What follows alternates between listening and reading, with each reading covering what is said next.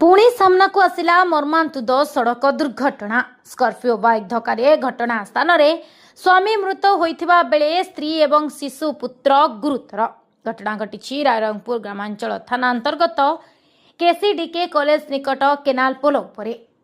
घटना रे मृत्युवरण करिथिबा व्यक्ति जनक हेउछंती बादाम पहाड़ थाना अंतर्गत चुलीभंगा ग्रामर पांडर किस्कू और गुरुतर महिला जनक हेउछंती सीतामणि सोरेन एवं शिशुपुत्र जनक आनंद कुमार किस्कू बोली पुलिस पक्षरु जना पड़ी। तेज घटनास्थल में पुलिस और अग्निशम बाहिनी पहुंची समस्त को उद्धार करी आनिथिबा बेले बाइक एवं स्कॉर्पियो जबत करी तदंत चलाई पुलिस।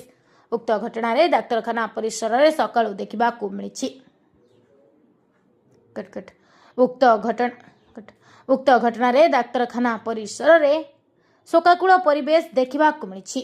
ते मृतक सह परिवार वर्गों समेत घटनास्थान पाखरे थिबा बलरामपुर विद्यालय को तांको बड़ झियो को देखिबाकू जाइथिबे बोली सूचना मिली।